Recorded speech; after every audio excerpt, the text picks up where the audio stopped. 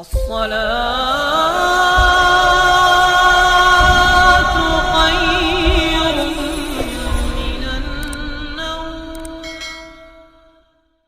میرے پیارے آقا علیہ السلام کے پیارے دیوانوں، آج ہم ایمان پر خاتمے کی کتنی فکر کرتے ہیں یارو۔ پہلی بات تو خاتمے کی فکر نہیں، اور پھر ایمان پر خاتمے کی کیا فکر۔ پتہ ہے کتنا نازک ایمان پر خاتمہ۔ اللہ اکبر۔ سیدی اعلیٰ حضرت فتاوی رضویہ شریف میں فرماتے ہیں کہ جو لوگ رکوع کرتے وقت اپنی پیٹھ کو سیدھا نہیں کرتے، مجھے ڈر ہے کہ جب وہ مریں گے تو کافر ہو کر کے مریں گے۔ ابھی میں نماز کی بات نہیں کرتا، نماز چھوڑنے والوں کی بات نہیں کرتا، بات ان کی کرتا ہوں کہ جو رکوع کو صحیح طور پر ادا نہیں کرتے، ڈر ہے کہ مریں گے تو کفر پر مریں گے۔ جو لوگ اذان کو سن کر اذان کا جواب نہیں دیتے بلکہ اذان کے وقت تو دنیا کی باتیں کرتے ہیں، ڈر ہے کہ وہ مریں گے تو کفر پر مریں گے۔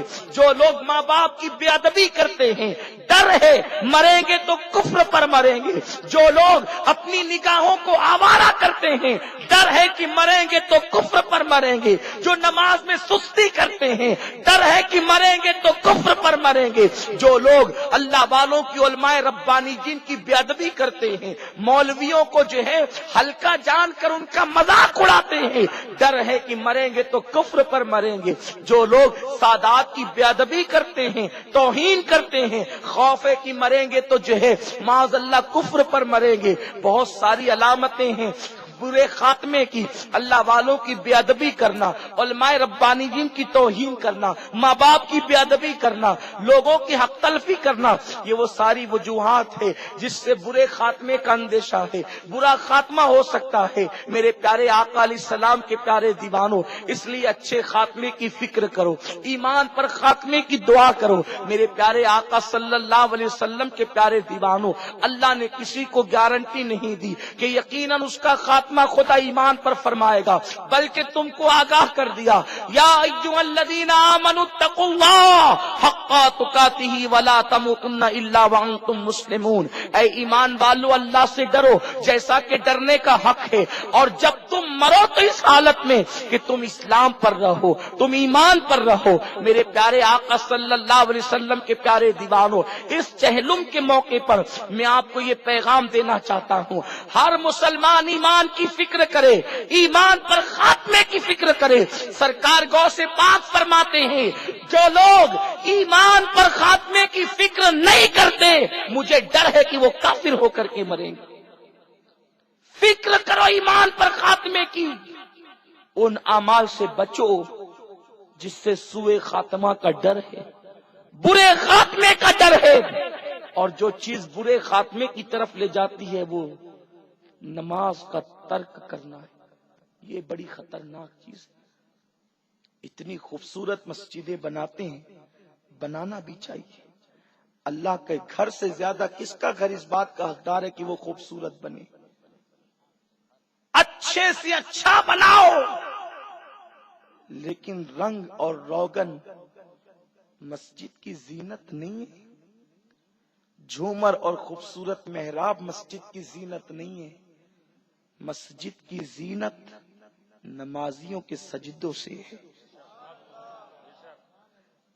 ہم نے ایک مسجد ایسی بھی دیکھی تصورات میں، جس کی چھت کھجور کے پتوں کی ہے، جس کی دیواریں مٹی کی ہے، بارش ہوتی ہے تو زمین پہ کیچڑ ہوتا ہے، پیشانیوں پہ لگتی ہے، لیکن اس کے نمازی ایسے تھے، خدا کی قسم اب ایسے نمازی نظر نہیں آتے۔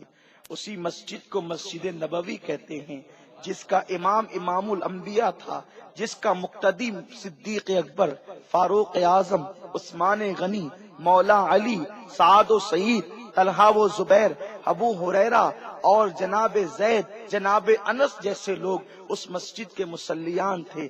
آپ بتائیں تو صحیح، ان کے سجدوں کا عالم کیا تھا، ان کی عبادتوں کا عالم کیا تھا۔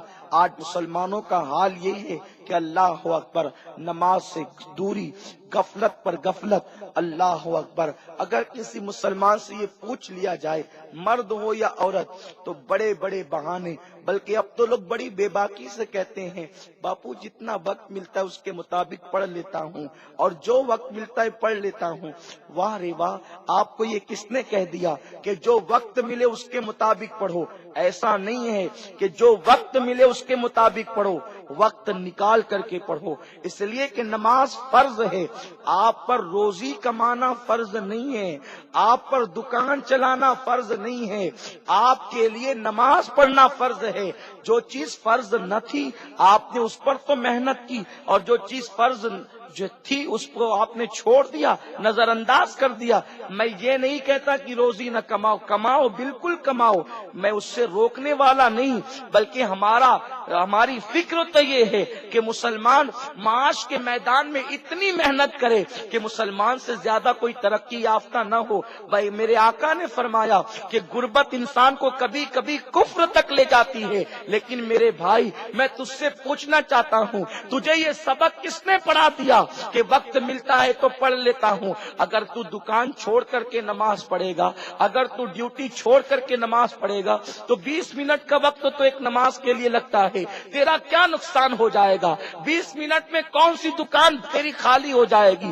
20 منٹ کے اندر کون سا تیرا جو ہے وہ بہت بڑا نقصان ہو جائے گا؟ میرے پیارے آقا علیہ السلام کے پیارے دیوانوں، تم نے نمازوں کو چھوڑ کر کے کتنی ترقی کی ہے جو اور ترقی کر لوگے۔ اس لیے جب نماز کا وقت آ جائے تو صحابہ کی سنت پر عمل کیا کرو، کاروبار چھوڑ دیا کرو، بچوں کا ساتھ چھوڑ دیا کرو۔ ام المومنین ماں عائشہ صدیقہ رضی اللہ تعالیٰ عنہا فرماتی ہیں، آقا کریم صلی اللہ علیہ وسلم گھر میں موجود ہوتے، ہم سے ہنسی بول کر رہے ہوتے، لیکن جیسے ہی اذان سنتے تو حضور علیہ السلام کی کیفیت ایسی بدل جاتی جیسے اللہ کے رسول ہمیں پہچانتے ہی نہ ہو، اور حضور نماز کی تیاری فرماتے۔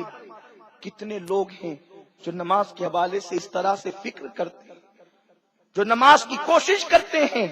اللہ کے رسول صلی اللہ علیہ وسلم نے فرمایا کہ جس نے ایک وقت کی نماز جان بوجھ کر چھوڑ دی، من ترک الصلاۃ متعمدا فقد کفر، جس نے ایک وقت کی نماز جان بوجھ کر چھوڑی وہ کفر کی حد تک پہنچ گیا۔ مومن اور کافر میں فرق کرنے والی چیز نماز ہے۔ یہ وہ نماز ہے جسے صحابہ نے کبھی میدان جنگ میں بھی نہیں چھوڑا۔ یہ وہ نماز ہے، فاقے پہ فاقے کیے لیکن کبھی نماز نہیں چھوڑا۔ جنگوں میں نماز پڑھی، سفر میں نماز پڑھی، دھوپ میں نماز پڑھی، تلواروں کی جھنکار میں نماز پڑھی۔ آج مسلمان سائے میں نماز پڑھنے کو تیار نہیں، آج مسلمان پنکھوں کے نیچے نماز پڑھنے کو تیار نہیں۔ نہ مردوں میں نماز پڑھنے کا ذوق رہا، نہ عورتوں میں نماز پڑھنے کا ذوق رہا۔ اسی لیے دنیا بھی تباہ ہو رہی ہے، آخرت بھی برباد ہو رہی ہے۔ میرے پیارے آقا صلی اللہ علیہ وسلم کے پیارے دیوانوں، کیونکہ میرے آقا مصطفیٰ کریم رؤوف الرحیم صلی اللہ تعالی علیہ وسلم نے ارشاد فرمایا کہ جو لوگ نمازوں کو چھوڑ دیتے ہیں اللہ ان کی زندگی کو کم فرما دیتا ہے، ان کے چہروں سے نور کو ختم فرما دیتا ہے۔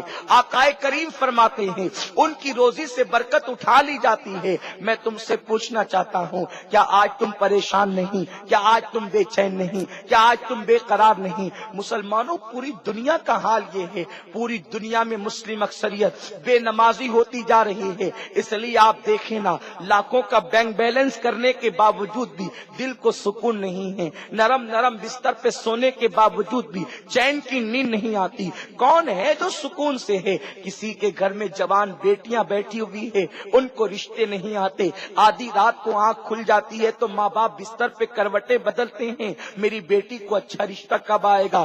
یاد رکھ، یہ بے نمازی پن کی سزا ہے۔ اس لیے کہ دنیا میں بے نمازی کو دنیا میں بھی سزا کبھی کبھی دی جاتی ہے۔ میرے پیارے آقا علیہ السلام کے پیارے دیوانوں، اولاد جوان ہو کر کے بے وفا ہو گئی، بوڑھا باپ بے چین ہے، تڑپ رہا ہے، میں نے پوری جوانی اولاد کے لیے دے دی، میری اولاد مجھ سے بے وفا ہو گئی۔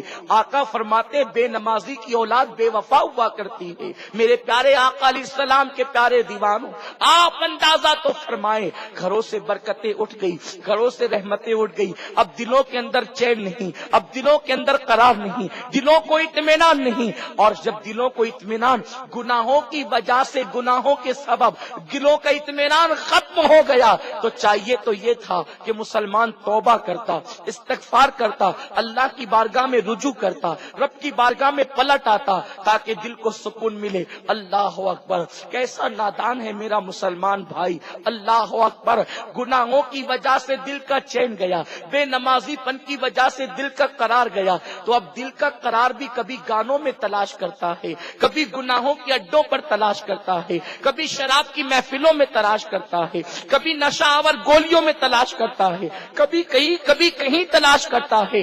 آؤ میں تمہیں بتاؤں اپنے بے قرار دل کا علاج، گناہوں کے اڈوں پر ڈھونڈنے والوں، وہ رسول جو بے چین دلوں کا چین ہے، وہ رسول جو بے قرار دلوں کا قرار ہے، وہ رسول جو ہر بے اطمینان کی دوا ہے۔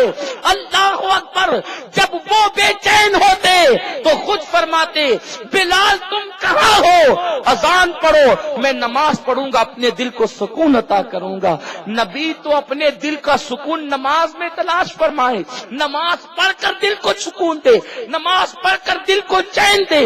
اور آج مسلمان گناہوں کے اڈوں پر سکون تلاش کر رہا ہے، مسجد سے دور سکون تلاش کر رہا ہے، گندگی کی جگہ پہ سکون تلاش کر رہا ہے۔ سن لو، تمہیں کہیں سکون نہیں مل سکتا، اگر سکون ملے گا تو اللہ کی عبادت